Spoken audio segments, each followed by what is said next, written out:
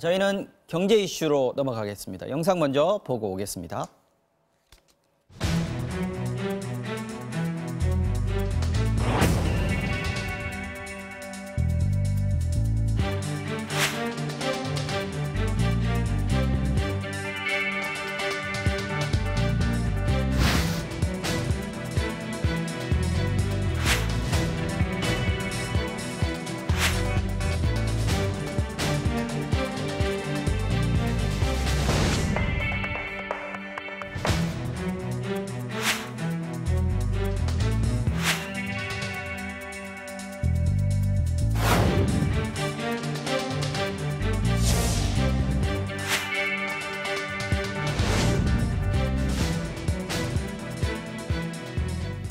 네, 정부가 민간 택지 분양가 상한제 대상 지역 서울에만 27개 동을 발표했습니다.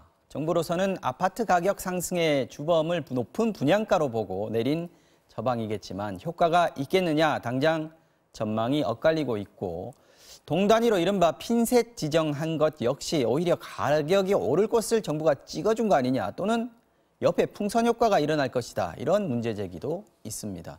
국토부는 이번은 1차 지정일 뿐이라며 언제든지 추가 지정을 할 수 있다고 밝혔습니다. 전문가에게 직접 들어보겠습니다. 오늘 정철진 경제평론가 나오셨습니다. 어서 오십시오. 네, 안녕하십니까. 네. 네. 어제 결국 이제 발표가 됐습니다. 근데 먼저 민간 택지에 대한 분양가 상한제 적용 이게 처음이 아니고 네. 다시 부활한 거다라고 하던데. 예, 그렇습니다. 네. 분양가 상한제 그 시작은 이제 박정희 정부 때까지 거슬러 올라갑니다. 네. 분양가 상한제라는 것은 이 당국이 분양가의 상한선을 정한다는 그렇죠. 가격 규제 아니겠습니까? 네. 그래서 우리가 일반적으로 부동산 규제 중에 가장 센 게 뭐냐? 분양 원가 공개. 예, 그 다음으로 센 게 뭐냐? 이 분양가 상한제입니다. 그래서 이제 그 뒤로 부동산이 이제 거품이 끼고 열풍이 네. 뜨거울 때마다 분양가 상한제가 실시가 됐었고요. 민간 택지에 한해서는 네. 이전 노무현 정부 때 투기과열지구 서울 전체에 지정이 됐었습니다. 그러다가 이게 이제 4년 7개월 전에 민간 택지는 풀리게 됐고요. 네. 그렇지만 이제 최근에 뜨거워지면서 공공 택지에 대해서는 실은 계속 남아 있었다가 이번에 거의 이제 4년 7개월 만에 민간 택지에도 다시 이 분양가 상한제를 적용하는 것이 시작이 된. 그러니까 우리나라 부동산 정책 규제에서는 꽤 역사가 깊었던 그런 정책입니다. 국토부가 발표한 지역이 역시 이제 서울에 몰려 있습니다. 그런데 네. 예상했던 곳이 좀 빠져 있다 이런 얘기들도 있습니다. 어디가 지금 그렇습니다. 나와 있습니다. 일단은 27개 동이고요. 네. 이제 서울 전체가 45개거든요. 그러니까 네. 절반 이상은 지정이 됐고 27개 중에 22개가 이제 강남에 몰려 있다. 네. 이제 그리고 우리가 흔히 알고 있는 이제 마용성까지 포함이 되면서요. 마포, 이제 서초, 용산, 성동. 예. 네. 그리고 서초, 강남, 뭐 송파, 강동. 우리가 네. 강남 4구라고 하지 않습니까? 그러니까 강남 4구, 마용성, 뭐 네. 뉴스 헤드라인에 많이 나오는 곳 외에는 네. 영등포의 여의도동이 여의도동 예, 하나. 이제 눈에 네. 하나가 이제 눈에 띄게 되는데 당초에 분양가 상한제 이야기가 처음 나왔을 때는 네. 투기 과열지구 전체를 다 이제 지정하겠다라고 시작을 하지 않았었습니까? 네. 그렇다면 뭐 서울도 포함이 되겠고요. 뭐 과천이라든가 뭐 저 분당이라든가 네. 광명이라든가 다 포함이 되고 세종시라든가요. 근데 이번에는 27개 동에 일단 동 단위로 한다고 했으니까 그쳐서 어제 저녁부터 오늘 아침에 이제 뉴스 중에나 시장 반응을 좀 보면 방금 앵커도 이야기하신 형평성 논란이 좀 맞습니다. 나오는 것 같아요. 네. 예. 왜 우리 동은 되고 옆 동은 안 됐지? 혹은 네. 왜 우리 동은 지정이 안 됐지? 그러니까 일부 또 주민분들, 국민들 중에서는 이게 지정이 돼야 이게 집값이 정부가 인증한 곳이다. 뭐 이런 얘기까지 나오면서 지금 좀 가장 뜨거웠던 논란은 네. 과연 정확한 기준이 뭐였냐?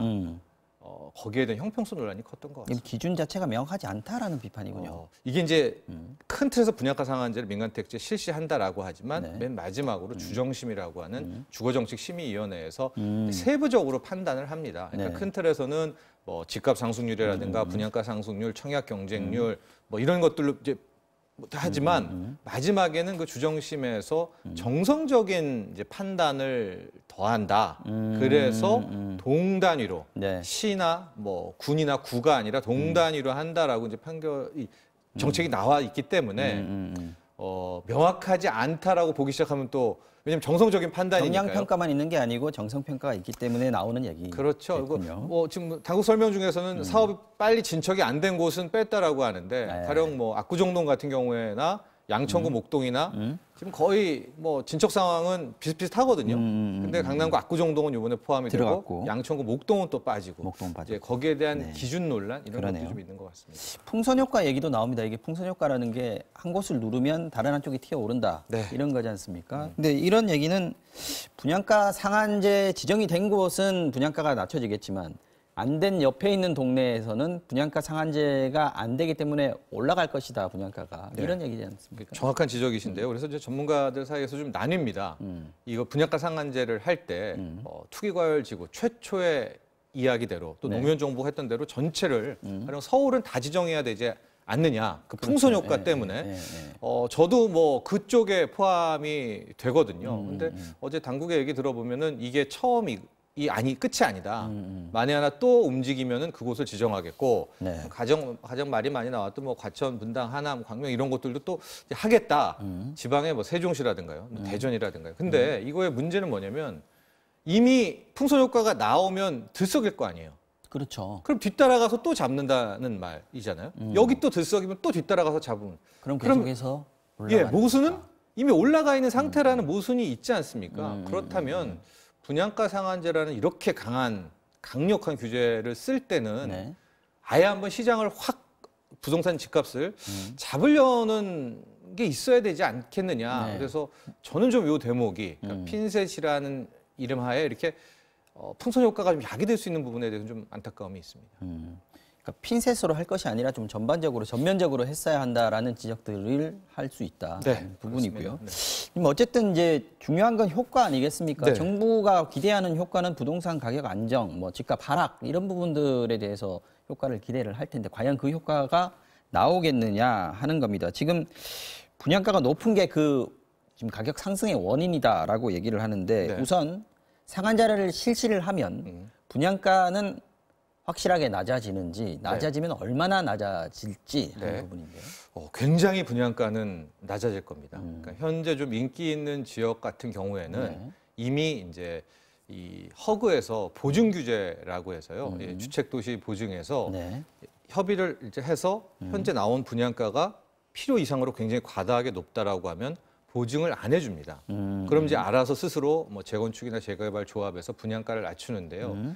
그래서 요번에 이제 강남에 최근에 한 네. 곳 정도 분양된 곳이 그 시세는 한 22억 정도 되는데 네. 30평형대가 16억에 분양이 됐거든요. 네.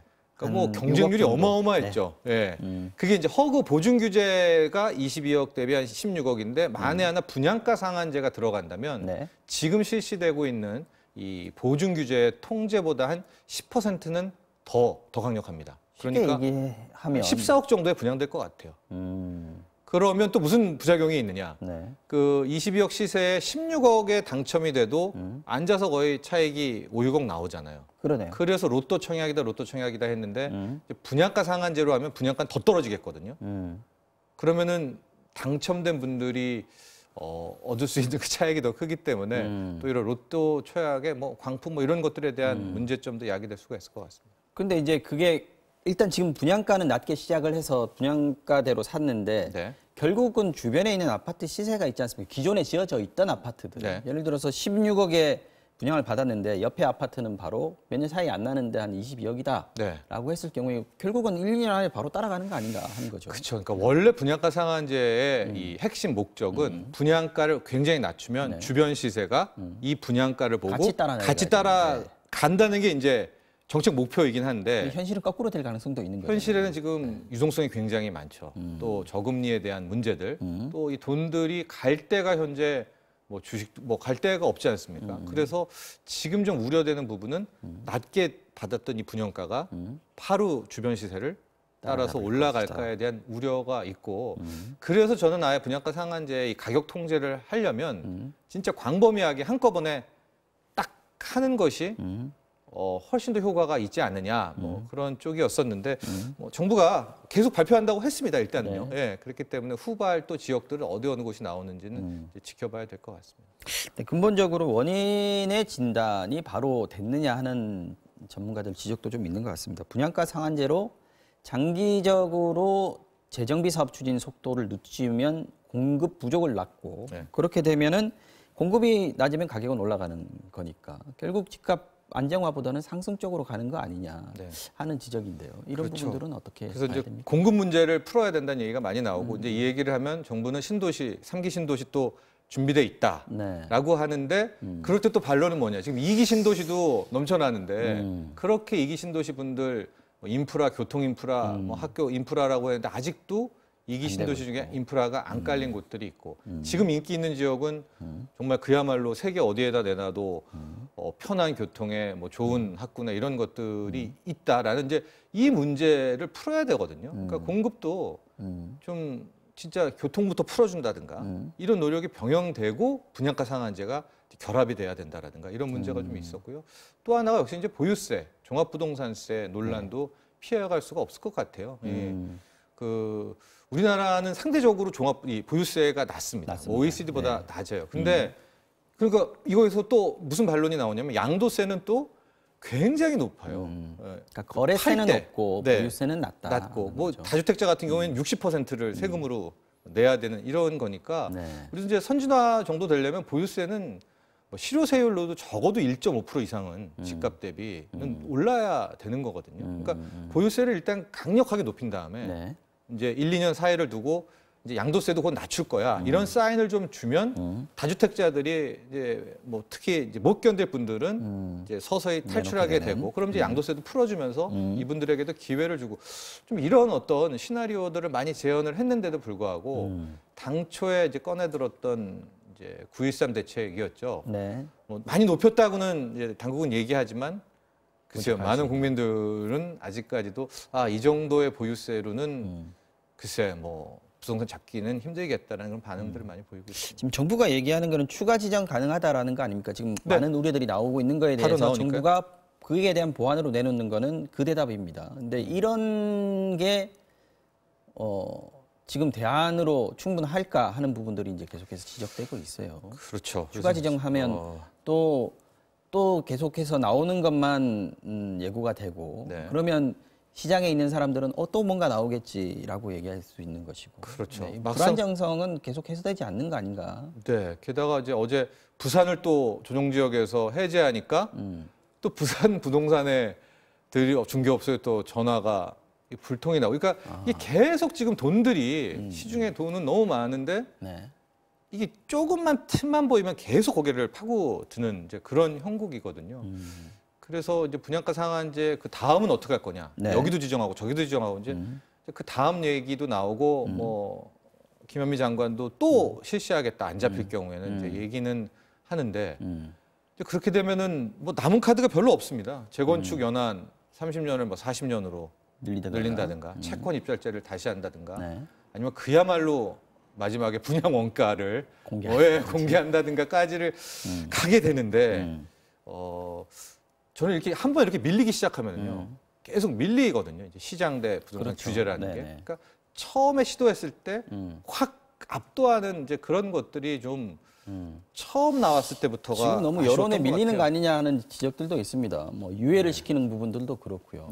총선 때문이다라는 뭐 선거 때문이다라는 이제 뭐 지적도 있고요. 여러 가지가 있어서 저는 좀 그런 점은 아쉬웠던 것 같아요. 처음 나왔을 때 6.19 대책부터 아예 8위를 먼저 투기과열직을 먼저 갔었어야 되는 거거든요. 근데 항상 보면 하나를 던지고 밀리고 또 던지고 그러니까 이런 패턴이 나오고 있어서 그런 대목이 지금까지 우리의 문재인 정부 부동산 규제 대책이 좀 끌려왔던 그런 이유 중에 하나가 아니었나 생각합니다. 그 지적을 하시는 분들이 꽤 많이 있는 것 같습니다.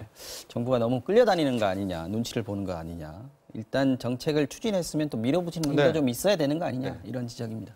지금까지 정철진 경제평론가와 함께 분양가 상한제 얘기해봤습니다. 오늘 말씀 잘 들었습니다.